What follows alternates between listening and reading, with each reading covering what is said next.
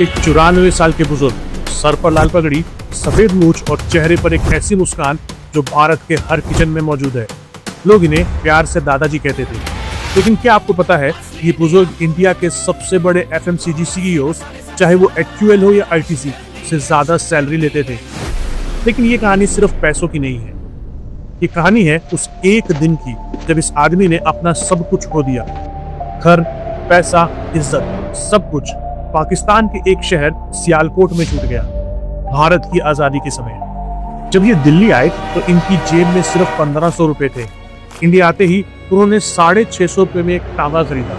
लेकिन ये टांगा उनका गुजारा नहीं, उनके एम्पायर की पहली सीढ़ी थी। आज हम अनरावल करेंगे महाशय धर्मपाल गुलाटी की वो इनक्रेडिबल जर्नी। कैसे एक रिफ्यूजी दिल्ली की सड़कों पर घोड़ा गाड़ी चलाते चलाते 1500 करोड़ का स्पाइस किंग बन गया, और वो एक सीक्रेट ब्रांडिंग मूव जिसने MDH को दुनिया का सबसे ट्रस्टेड नाम बना दिया। तैयार हो जाइए, क्योंकि ये सिर्फ एक सक्सेस स्टोरी नहीं है, ये एक हसल की ऐसी मिसाल है जो सदियों में एक बार बनती है। यही है असली इंडिया। कहानी शुरू होती है सन 1923 में सियालकोट में। धर्मपाल जी के पिताजी महाशय चुन्नीलाल गुलाटी एक छोटी सी मिर्च मसाले की दुकान चलाते थे। नाम था महाशया दी हट्टी, मतलब जेंटलमैन शॉप। उस वक्त भी गुलाटी फैमिली का एक ही उसूल था, क्वालिटी। लोग दूर दूर से उनके मसाले खरीदने आते थे क्योंकि उन्हें पता था कि यहाँ मिलावटी माल नहीं मिलेगा। धर्मपाल जी ने वहां सिर्फ मसाला बेचना नहीं सीखा, उन्होंने सीखा ब्रांड इंटेग्रिटी। लेकिन 1947 में सब बदल गया। पार्टीशन की आग ने गुलाटी फैमिली को उनका शहर छोड़ने पर मजबूर कर दिया। एक रात में वो एक सक्सेसफुल बिजनेस फैमिली से रिफ्यूजीज बन गए। धर्मपाल जी जब दिल्ली रेलवे स्टेशन पर उतरे, उनके पास बचा था सिर्फ उनका हुनर और वो 1500 रुपए। यहाँ आता है उनका पहला बड़ा बिजनेस डिसीजन। 1500 रुपए उस वक्त एक रिफ्यूजी के लिए बहुत बड़ी रकम थी। लोग कहते थे इसको बचा कर रखो, शायद काम आए। लेकिन धर्मपाल जी ने अपना 40% कैपिटल इन्वेस्ट कर दिया एक टांगा खरीदने में। क्यों? क्योंकि उन्हें पता था कि खाली बैठने से दिमाग और जेब दोनों खाली हो जाते हैं। ये वक्त उनकी लाइफ का सबसे मुश्किल फेज था। एक रिस्पेक्टेड बिजनेसमैन अब लोगों की सवारियां धो रहा था। लेकिन ध्यान से देखिए, ये सिर्फ एक काम नहीं था। टांगा चलाते वक्त वो दिल्ली को समझ रहे थे कि लोगों को किस चीज की कमी महसूस हो रही है। उन्होंने नोटिस किया कि दिल्ली के बाजार में वो असली स्वाद और प्योरिटी कहीं नहीं है जिसके लिए उनका परिवार जाना जाता था। 2 साल बाद उन्होंने वो रिस्क लिया जिसने इंडियन किचन्स को हमेशा के लिए बदल दिया। उन्होंने अपना टांगा बेचा और करोल बाग की अजमल खान रोड पर एक छोटा 5 बाय 10 फीट का लकड़ी का खोखा खरीदा। उन्होंने देखा कि बाजार में मिलने वाले मसाले मिलावटी और खराब क्वालिटी के होते थे। लोग मसाले घर पर कूटने में घंटों बर्बाद करते थे। धर्मपाल जी ने एक सिंपल पर जीनियस प्रोडक्ट सॉल्यूशन निकाला। उन्होंने कहा, मैं आपको पिसे हुए मसाले दूंगा, लेकिन प्योरिटी वही होगी जो घर पर मिलती है। तब उन्होंने लॉन्च किया देगी मिर्च। इसने बाजार में आग लगा दी। ये उनका पहला मार्केट डिसरप्शन था। लोग हैरान थे कि एक पैक किया हुआ मसाला इतना फ्रेश कैसे हो सकता है। अब बात करते हैं उस स्ट्रेटेजी की जिसने MDH को एक घरेलू नाम बना दिया। 1960s और 70s में मार्केटिंग का मतलब था कॉर्पोरेट लोगोस। लेकिन धर्मपाल जी ने कुछ ऐसा किया जो उस वक्त के बड़े बड़े मार्केटिंग गुरुज भी नहीं सोचते थे।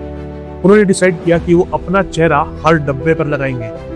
ये कोई ईगो ट्रिप नहीं था, ये एक जीनियस साइकोलॉजिकल मूव था।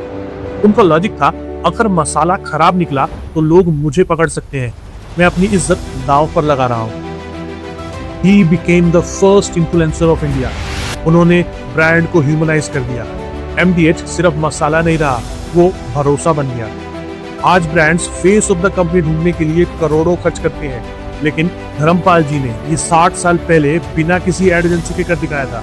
आपको सिर्फ डब्बे पर नहीं रुके। जब टीवी एड्स का जमाना आया तो उन्होंने किसी एक्टर को हायर नहीं किया, वो खुद अपने एड्स में नजर आने लगे, कभी नाचते हुए तो कभी दूल्हा दुल्हन को आशीर्वाद देते हुए।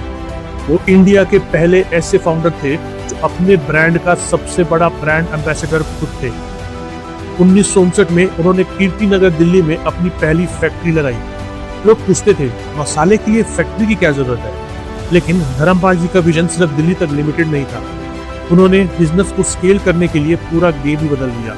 उन्होंने मिडलमैन को हटाया और सीधा किसानों से रॉ मटेरियल पिक करना शुरू किया ताकि क्वालिटी हमेशा उनके कंट्रोल में रहे। लेकिन उनका रियल मास्टर स्ट्रोक था स्टैंडर्डाइजेशन।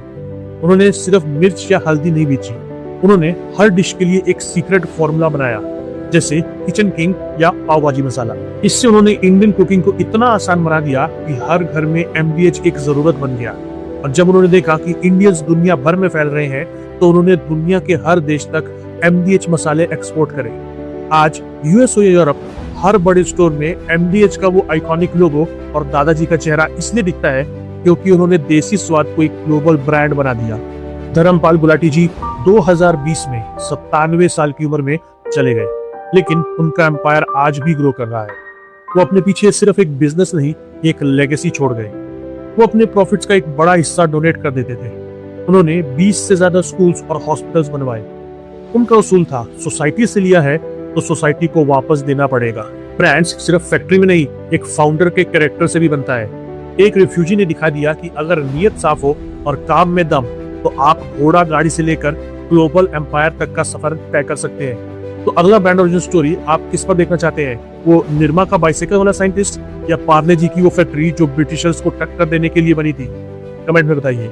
सब्सक्राइब कीजिए, क्योंकि हर बड़े ब्रांड के पीछे एक ऐसी कहानी है जो अभी तक अनरावल नहीं हुई है। मैं मिलूंगा आपको अगले वीडियो में। जय हिंद।